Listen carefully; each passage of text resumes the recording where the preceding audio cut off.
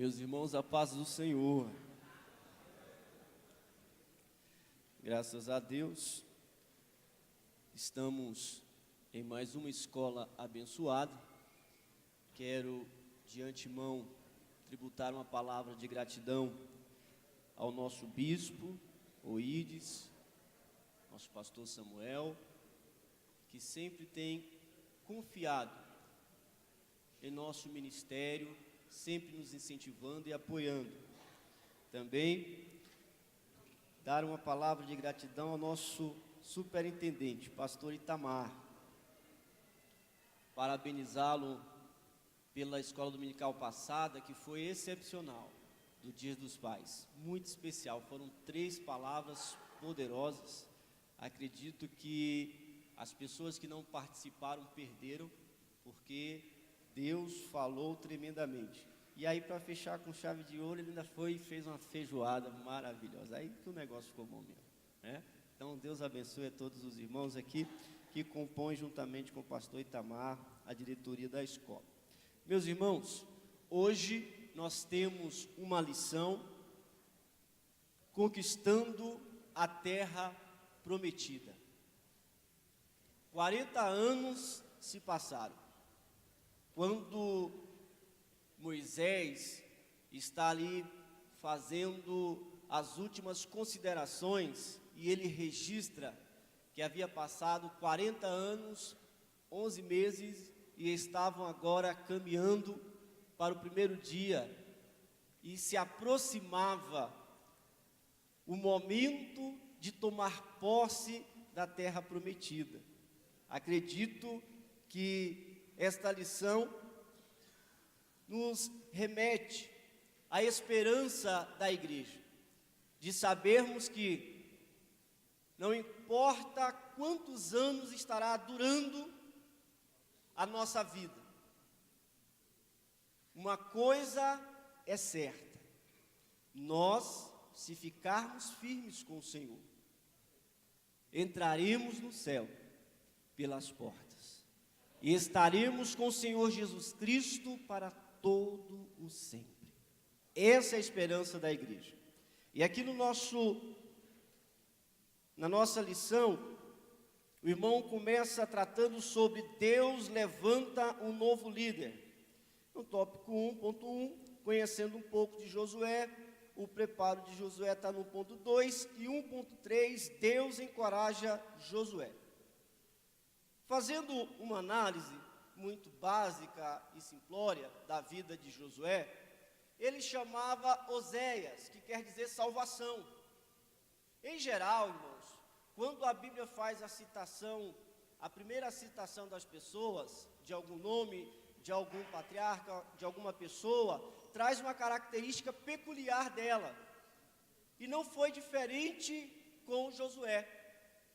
Josué, aproximadamente 45 dias desde que abriu o Mar Vermelho, até chegarem em Mara, e ali estavam se dirigindo para o deserto, e no deserto aparecem os amalequitas, e a Bíblia diz que então Moisés recebe uma orientação de Deus, e chama a Josué, e não só o chama, mas o coloca como comandante de um exército.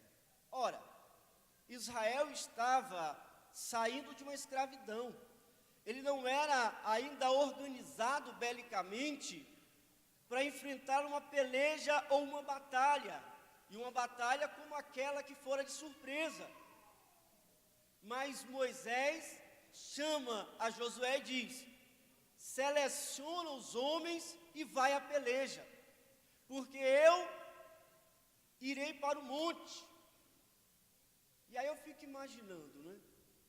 A primeira citação de Josué já é no meio da guerra, já é para selecionar homens para a batalha. Acredita-se que Josué tenha sido contratado, embora fosse hebreu no Egito, como soldado, para servir no Egito como soldado. Daí porque Moisés deixa na responsabilidade dele fazer a seleção dos homens e comandar essa guerra. E a Bíblia vai dizer que ele luta com os amalequitas e vence esse povo.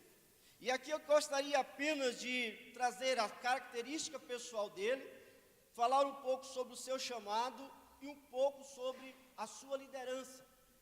Quando nós pensamos em Josué, apenas didaticamente falando, podemos ter dois momentos. O primeiro momento enquanto Oséias e o segundo momento enquanto Josué. No primeiro momento, enquanto Oséias, a gente consegue enxergar algumas características particulares em Josué.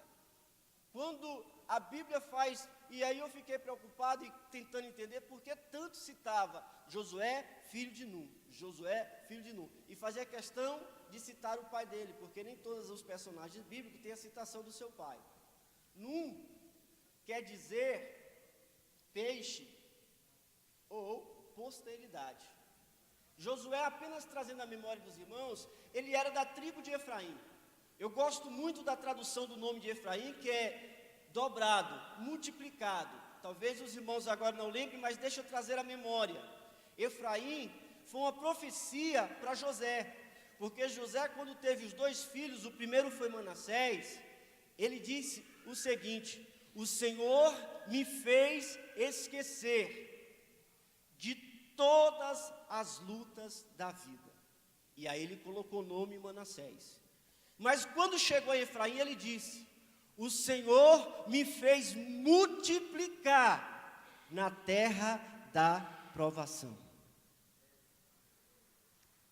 E Josué era justamente dessa descendência. O nome de José já era o Senhor que acrescenta, ou acrescentado. O nome do seu pai já é multiplicado, que é Efraim. Agora o nome do seu pai diretamente, que é Nun, quer dizer posteridade, e o seu nome é salvação. Havia uma promessa no próprio nome da sua família, e ele tinha que ter algumas características. Se não, vejamos. Primeiro, ele era corajoso. Corajoso, pastor Marcos? Assim, imagine que você está com uma turma que nunca guerreou, e alguém fala: você vai para a guerra. Isso me lembra muito, irmãos, e aí permita-me falar um pouco do pastor Antônio Martins da Rocha, que foi o pastor presidente lá em Minas Sul. Eu achava engraçado quando ele falava para a gente fazer alguma coisa, tipo assim, Minas Sul é uma cidade pequena, mas ela tem congregações na zona rural, e então compreende ali quase 300 quilômetros, quando você entra nas intermunicipais e interestaduais. Aí ele virava para a gente, passava na reunião de obreiro, ele virava e caminhava. Do jeito que via com o avião, ele falava assim, aí, que ele era maranhense, carregava um sotaque assim ainda: então tu vai ajudar o Ronan, tá? E ia embora. Você não saía atrás dele: pastor Antônio, volta aqui, como é que eu vou ajudar o Ronan e tal? Não, na próxima ceia tu vai ajudar o Ronan. E ia embora. Detalhe, irmãos, de Minas Sul lá no Ronan, 250 quilômetros, e é na zona rural. Se passar pelas terras do pastor Antônio, do falecido já pastor Antônio, dá uns 200 ainda, mesmo assim é muito acidentada a estrada. E ele não te perguntava como é que você ia, ó, ele só te dava o recado: vai-te embora. E era o hábito dele. Eu vejo que Moisés vira para Josué e fala: ô Josué, meu filho, faz o seguinte, estão vindo os homens para guerrear, e aí você separa os soldados e vai guerrear. Você não vê Josué aqui virando para Moisés e perguntando: como é que eu vou guerrear? Os homens não são habilitados, não são hábeis na peleja. Eles simplesmente assumem a responsabilidade. E para fazer isso, a pessoa precisa ter coragem. Coragem. Porque coisa difícil, irmãos, para quem está na liderança, é quando você enxerga aptidão em alguém, e aí delega alguma responsabilidade, e ele simplesmente desvencilha, e aí, não é?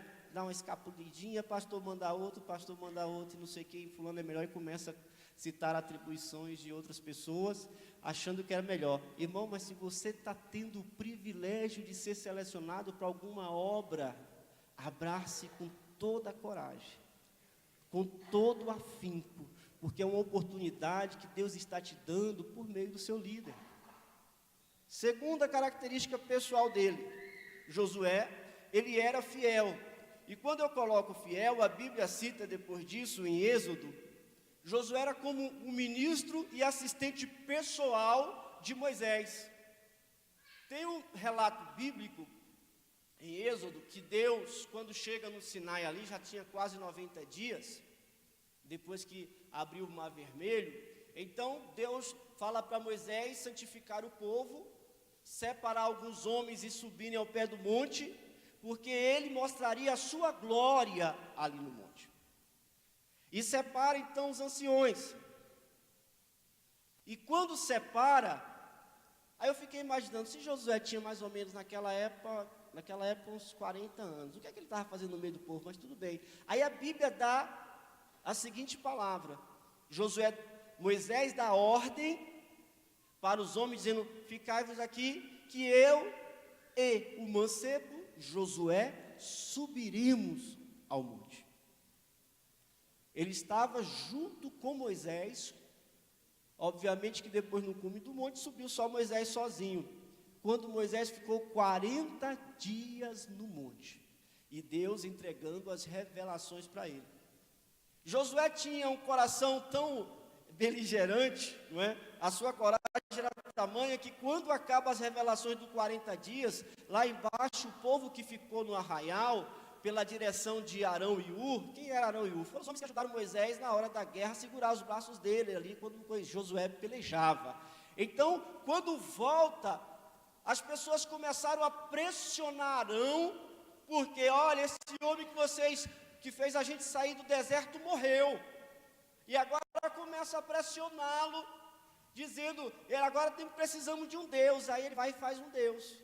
E quando estão regressando do monte, Josué fala para Moisés: Moisés, está tendo um alarido de guerra. Olha o que ele já estava pensando: está tendo um alarido de guerra. Aí Moisés falou: não, isso não é de guerra não, isso não é nem de vitória nem de derrota. Esse povo está fazendo festa, porque a Bíblia diz que eles fizeram um bezerro e ali sentaram para comer e fazer festa pelo aquele Deus. E você sabe qual a pior coisa que tem, irmãos? É o contraste que a Bíblia traz entre Josué e Arão. Qual é? Josué, ele estava pronto, corajoso para fazer aquilo que havia solicitado, porque ele tinha essa disposição em servir, ao ponto da Bíblia chamá-lo de servidor de Moisés.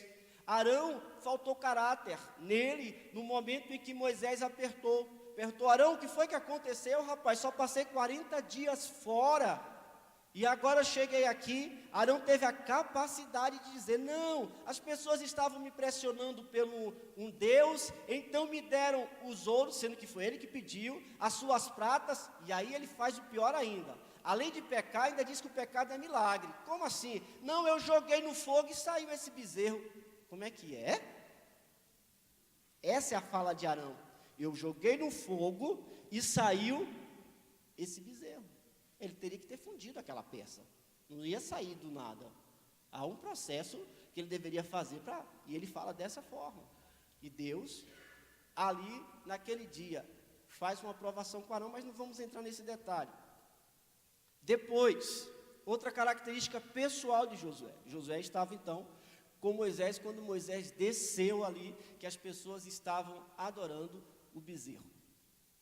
Outra característica: Josué era digno de confiança. Quando a Bíblia fala, em Coríntios capítulo 4, versos 1 e 2, a respeito dos dispenseiros, e fala que ele tem que se achar fiel, eu acho bom que a palavra que a Bíblia usa ali é que seja digno de confiança, ou depositário de confiança. Josué, embora mancebo, embora com 40 anos, ele era digno de confiança. Como assim, pastor? Duas grandes responsabilidades Moisés confiou a ele. Primeiro, guerrear contra os amalequitas. E segundo, quando precisou dos espias, Josué foi enviado, irmãos.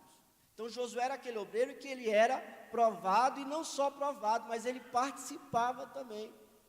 E ele foi ser espia na terra da promessa. E é aqui que começa a mudar a história dele. Outra coisa que eu destaco na vida de Josué é entusiasmo. A palavra entusiasmo, o seu original, sua semântica, quer dizer ter Deus dentro de si. Em qual momento? Quando nós encontramos ali em Números, capítulo 13 e capítulo 14, fala do relatório em que os espias trouxeram. E 10 espias disseram: olha, a terra de fato é boa, de fato mana leite e mel, mas tem um problema, lá tem gigantes, lá tem dificuldade, nós pensamos que ia ser, não é, mamão com açúcar, nós pensamos que seria uma sopa conquistar a terra, porque estamos debaixo da promessa. Então a gente chegou e pensou assim: nós vamos entrar e simplesmente a porta estará aberta. Não, tem muita gente lá que vai matar a gente. E o pior de tudo, o sentimento de inferioridade. Eles viram para a multidão e dizem: olha, só para vocês terem uma ideia, nós somos como gafanhotos, vamos ser esmagados. Você sabe o que aconteceu com toda a multidão? Desanimou, desfaleceu, começou a rebelar, falou: vamos levantar outro líder e regressar para o Egito. Não vamos mais entrar na terra prometida. Naquele momento, que ainda se chamava Oséias, ele, Caleb, rasgou as suas vestes e falou: não, gente, a terra é boa e estamos com a promessa de Deus. Se Deus nos prometeu, nós iremos conquistar, nós vamos para cima. Eu imagino Josué como aquele rapaz que está doido para dar um tapa, às vezes não tem nem tamanho, né? Tem uma fase da vida da gente, da adolescência, talvez seja os hormônios ou coisa parecida, que a pessoa inventa ser encrenqueiro e briguento, né? Às vezes pega um cara grande: é esse que eu quero brigar, esse eu quero dar um tapa. Eu acho que Josué falou: sim, tem Enaquins lá, mas nós vamos derrotá-los. Tem muita gente lá, mas nós vamos acabar, porque nós temos o principal. E qual é o principal? A presença do nosso Deus. E aí a Bíblia começa a tratá-lo como Josué a partir dali. Em via de regra, quando a Bíblia muda o nome de uma pessoa, muda para alterar a história dele e a posição dele, assim como acontece com Josué. Olha o que é que Deus faz no capítulo 14 de Números. Deus sentencia todos que estavam ali, até Moisés, e diz: porque Deus queria matar todo mundo, Moisés intercede pelo povo, fala com Deus a respeito de o que as nações irão dizer se matasse todo mundo ali e tal, e aquele diálogo prossegue um pouco mais, e Deus fala: então tá bom, Moisés, eu vou perdoar esse povo, mas tem uma coisa: deles, de 20 anos para cima, ninguém entrará na terra prometida, exceto Caleb. É nesse momento chama Caleb o meu servo, e aí dá ênfase em Caleb. No último versículo do capítulo 14, depois vai falar: e Josué, somente isso. Aí Moisés vai questionar a Deus depois por que ele estava no pacote também. Deus, mas espera aí, você vai matar todo mundo? Sim. E aí Deus continua falando com Moisés, dizendo: como foram 40 dias que espiaram a terra, então para cada dia um ano. Então ficarão 40 anos até que seus corpos caiam no deserto. E você sabe o que é que Deus fala mais? Vocês estavam preocupados com as crianças de vocês que morreriam? Sim, são essas crianças que entrarão na terra. São essas crianças indefesas que eu vou fazer herdar a terra. Moisés pergunta: Deus, vem cá, vamos conversar nós dois, né? É só parafraseando, irmão. Eu estou nessa lista aí também? Você está, Moisés? Não, mas o dia que ele vai sepultar, e esse diálogo acontece no dia que sepulta o seu irmão Arão. Sepultou Arão, Deus chama Moisés e fala: ó, prepara também que você vai morrer. Aí ele vai fazer uma pergunta para Deus: Deus, mas quem vai fazer esse povo herdar a terra? Quem vai fazer esse povo entrar? Quem vai guiar? Porque senão, se eles não tiverem cabeça, serão como uma ovelha sem pastor. Aí Deus fala para Moisés o quê? Josué está do teu lado, já empossa ele. Naquele momento Moisés chama o sacerdote, o filho de Arão, Eleazar, apresenta Josué, coloca a mão na cabeça dele e fala: o Senhor fará com que você lidere o seu povo para conquistar a terra e tomá-la como herança. E agora estava a responsabilidade daquele homem. Mas vamos encontrar uma característica especial nele. Josué era zeloso. Quando zeloso? Tinha uns irmãozinhos que estavam profetizando no arraial, como ele não entendia, aí chegou alguém para dizer, olha, tem 2 homens aqui, Moisés, que estão profetizando no arraial. E Josué, como sempre, estava com quem? Com Moisés, porque a Bíblia diz que ele não se apartava do meio da tenda. Moisés saía, voltava, mas ele estava lá. Aí ele vira para Moisés e vai aconselhar, irmãos, aqui há um perigo muito grande. Quando a voz da experiência em confronto com a voz da inteligência. A voz da inteligência aqui sugere que aqueles homens não profetizassem, que é a voz de Josué. Dizendo, não, Moisés, acabei de receber a notícia quente, esses homens estão profetizando, manda por que eles calem. Aí, o discernimento é a voz da experiência. Moisés, que era o mentor dele, o orientador dele, e tinha essa responsabilidade, porque Deus delega para Moisés fazer isso, e diz, não, que é isso? Você está com ciúme de mim, rapaz? Bom seria se todos profetizassem. Bom seria se todos profetizassem. Aí ele entendeu, irmão. Mas o zelo dele, quando eu leio essa passagem, eu não vejo como o ciúme no fator pejorativo, mas eu vejo no zelo de não causar tumulto ou desorganizar aquilo que estava programado. Porque quando você vai analisar o perfil do Josué, né, pelas características dele, você vai descobrir que ele tem uma conformidade muito alta. Então ele é uma pessoa, como ele tratava estratégia, então a sua parte lógica era muito aguçada. Mas isso a gente trata um pouco mais na frente. Outra característica dele era espiritual.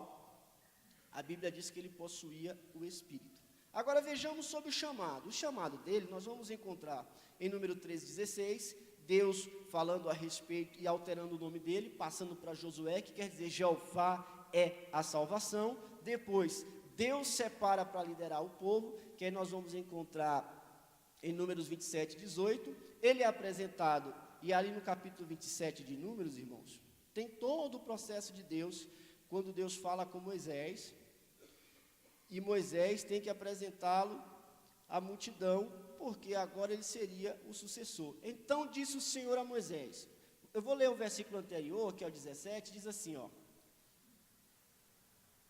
o Senhor Deus dos Espíritos, era Moisés intercedendo, de toda a carne, põe um homem sobre esta congregação, que saia diante deles, e que entre diante deles, e que os faça sair, e que os faça entrar, para que a congregação do Senhor não seja como ovelhas que não têm pastor. Então disse o Senhor a Moisés, toma para ti a Josué, filho de Nun, homem em que há o Espírito, e põe a tua mão sobre ele. E apresenta-o perante Eleazar, o sacerdote, e perante toda a congregação, e dá-lhes mandamento aos olhos dele, e põe sobre ele da tua glória, para que lhe obedeça toda a congregação dos filhos de Israel, e se porá perante Eleazar, o sacerdote, o qual por ele consultará, segundo o juízo de Urim, perante o Senhor, conforme o seu dito sairão,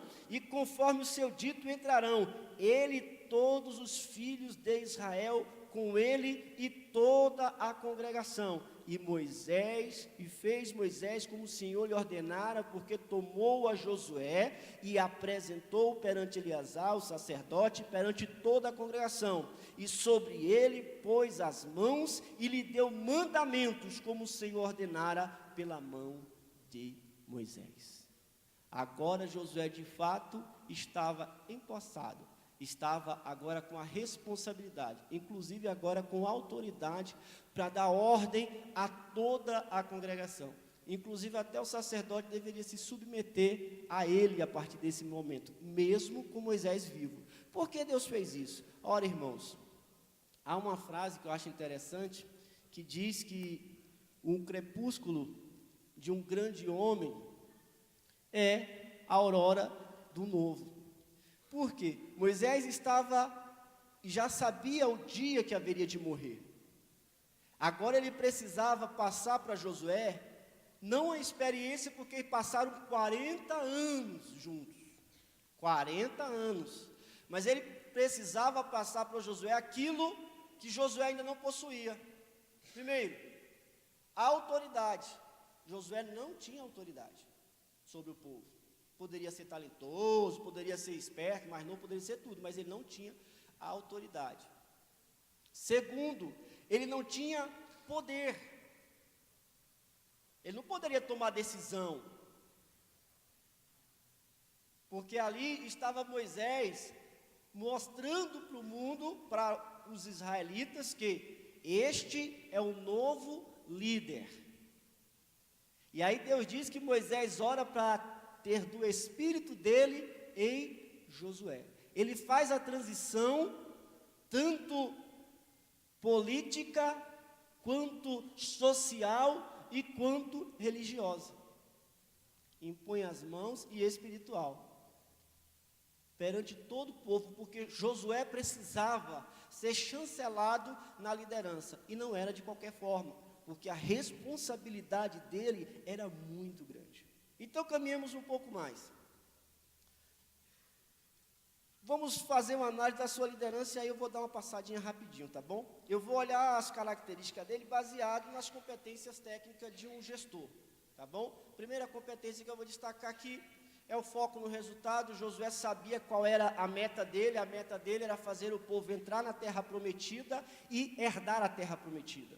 E nada podia impedir. O dia que aparece um anjo perante ele, ele faz a seguinte pergunta: tu é um dos nossos ou é um dos dele?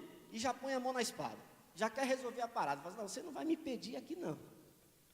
Entende? Ele tinha foco. Eu não posso parar porque eu tenho que fazer esse povo herdar. Tem ali, Josué, um rio que está atrapalhando, não tem problema não, vou orar a Deus e Deus vai abrir esse rio e nós vamos entrar nessa terra. Tem Jericó para destruir, não tem problema, nós vamos orar ao Senhor e o Senhor vai nos dar força para destruir. E ele vai com essa visão, nada poderia se opor a Josué, porque eles tinham foco. Outra competência técnica no gestor: planejamento estratégico. O líder, é importante que ele saiba planejar. Josué demonstra isso quando ele primeiro vai para a guerra, ele seleciona. O DISC, que é uma ferramenta de análise comportamental, embora a proposição tenha sido feita por um psicólogo, mas depois com o método matemático foi desenvolvido em especial para selecionar os homens para a frente de batalha ou para a guerra.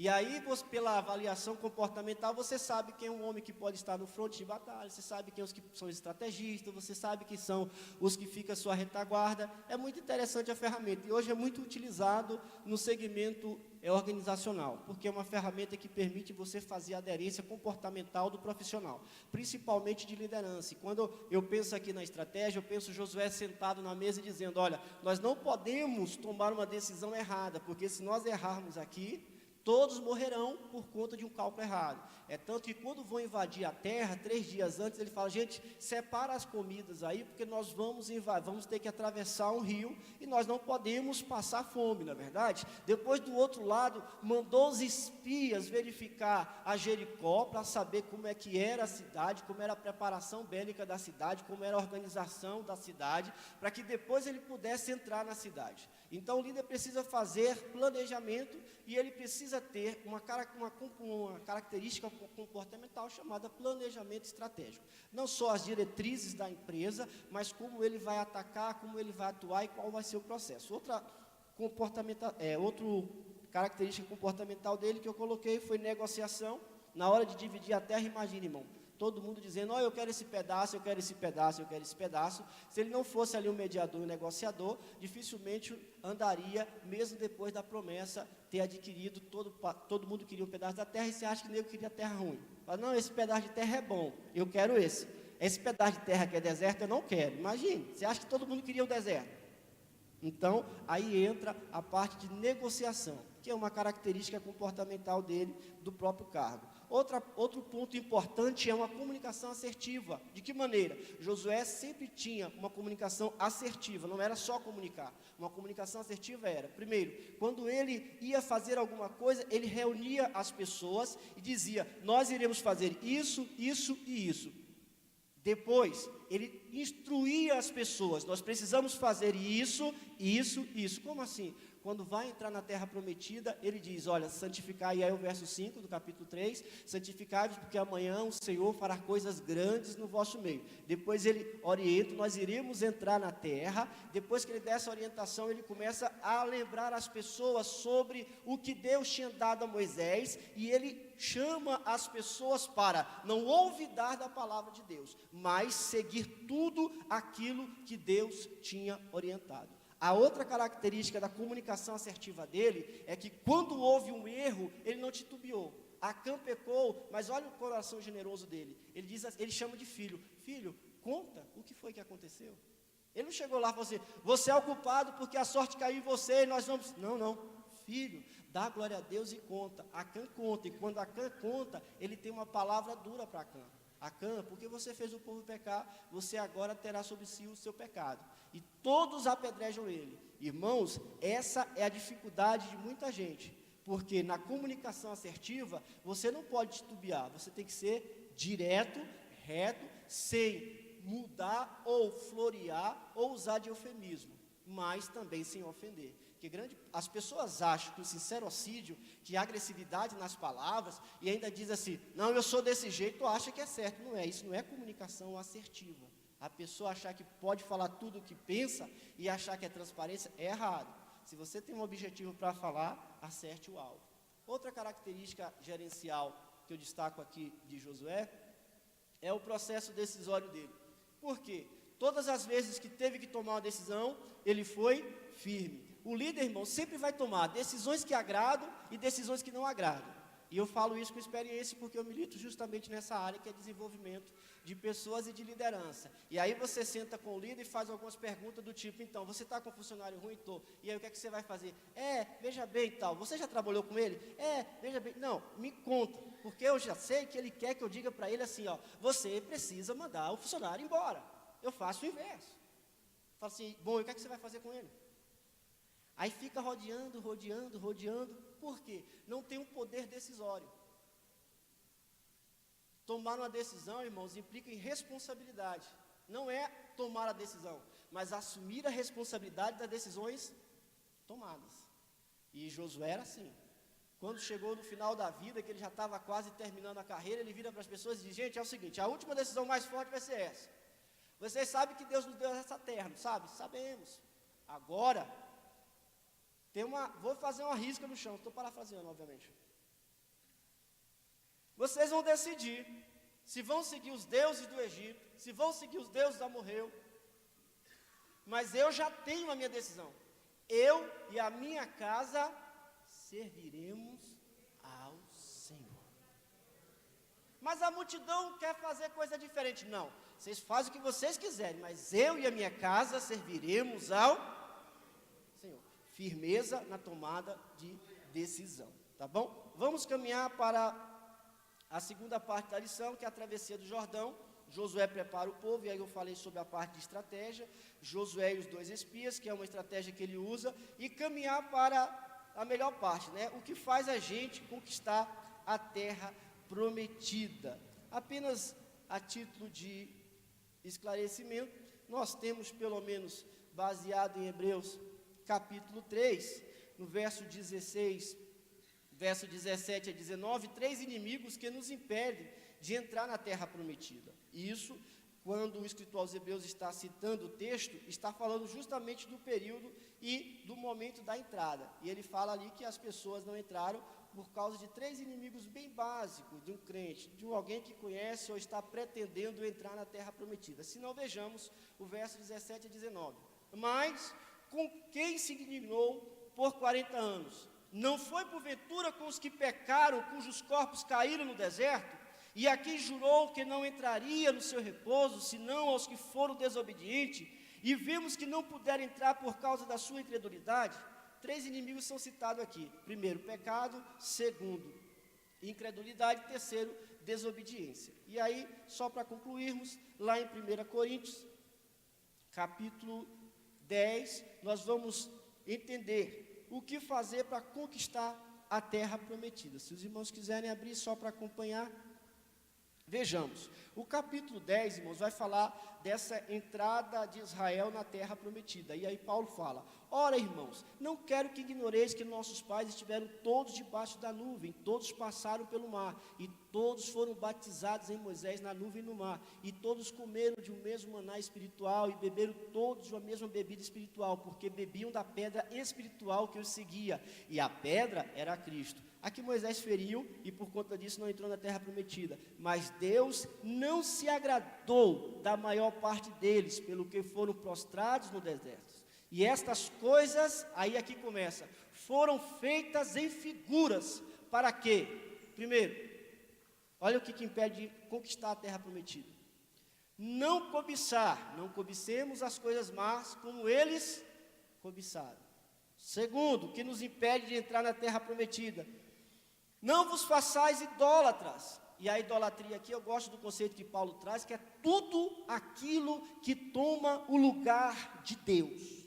Esse é o conceito, é tudo aquilo que toma o lugar de Deus. Não é só o ídolo por si só, mas tudo aquilo que no seu coração toma o lugar de Deus. Terceiro, ele diz: e não nos prostituamos, como alguns deles fizeram e caíram no dia 23.000.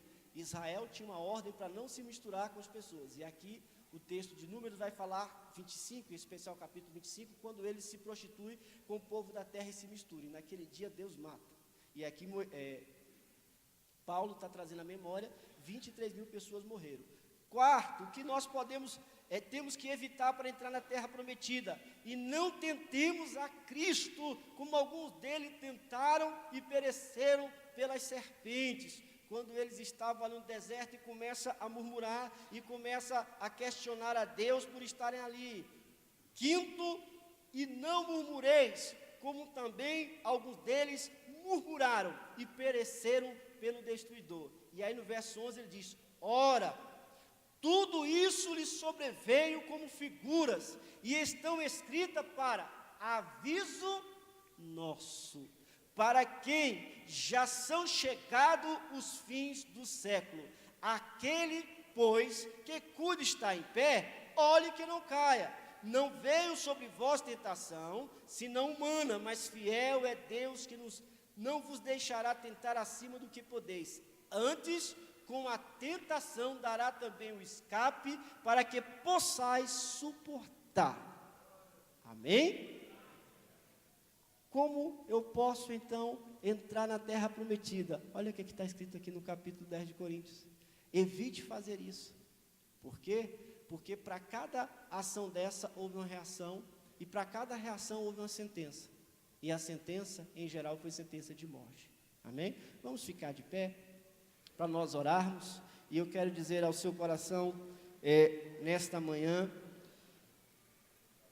que entrar na terra prometida é um desafio, mas nós não podemos abrir mão da promessa de Deus para as nossas vidas, por conta das lutas que estão à nossa frente. Não podemos abrir mão da promessa de Deus para as nossas vidas, por conta dos inimigos que se levantarão para nos tirar da direção do Senhor.